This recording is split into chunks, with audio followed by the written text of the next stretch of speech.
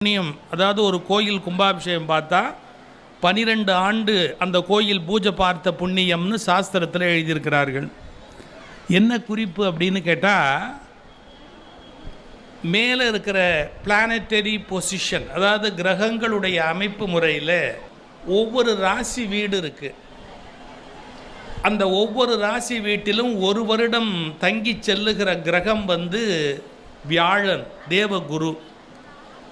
வியாழ வட்டம் அப்படின்னு சொன்னால் ஒரு ரவுண்டு வியாழன் சுற்றி வந்தால் 12 வருஷம் ஆகிடும். இந்துக்களுடைய வழிபாட்டு முறையிலே தேவகுரு என்கிற வியாழன் பெருமையாக பேசப்படுகிறவர்.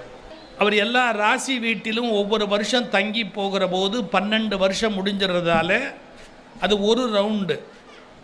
அதனால் ஒரு கும்பாபிஷேகம் பண்ணால் 12 வருஷத்தில் திரும்ப அதே நாள் கணக்கு பார்த்து 12வது வருஷம் கும்பாபிஷேகம் பண்ணுவார்கள்.